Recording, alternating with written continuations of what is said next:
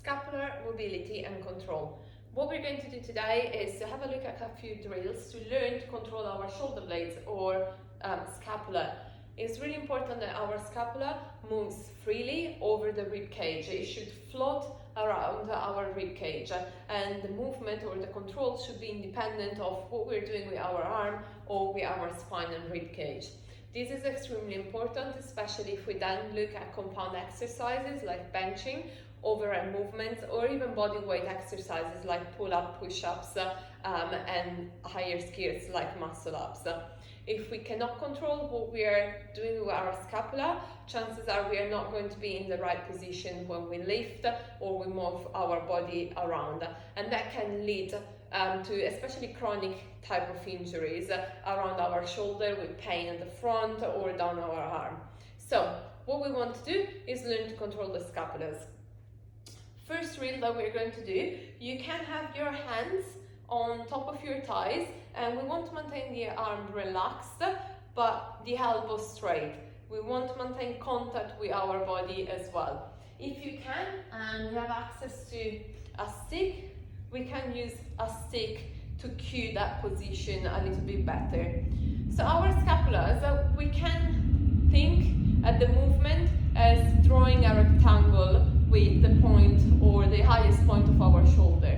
What we want to do is touch the 4 points, so our scapulas can go up and down, so we can have shoulder elevation or depression, or we can have protraction and retraction.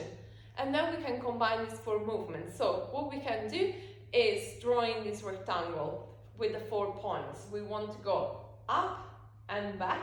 That is going to be our first corner. Down, back, down, forward, up, forward.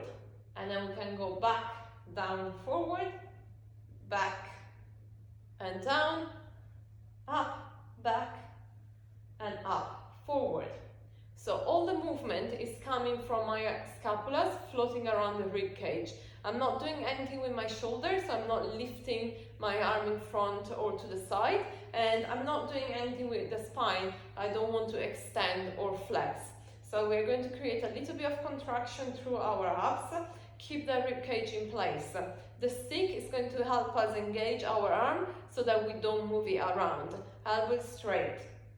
I'm going to lightly press the stick into my body and then move from my shoulder blades. So we go again with up and back, down forward, up forward, and then down forward, back and down and up. Once you master this movement, we can make it a little bit more challenging, and the way we make it more challenging is by loading the movement. The 2 variations will be in a quadruped position, where again we try to hit those 4 points. We make sure that we're not moving from the spine, the movement is coming from our shoulder blades. So we're going to go up and forward, pushing away. Staying forward, we move the shoulder blades down. And then we're going to bring them back, up, back. And then we reverse this movement, so we bring them back and down, front and down, front, up. Now the change from a standing position to a quadruped position may be a little bit too much for some of you. So what you can do in between is having your hands on the wall and start practicing the load in that position. And then after that you can take it to the ground.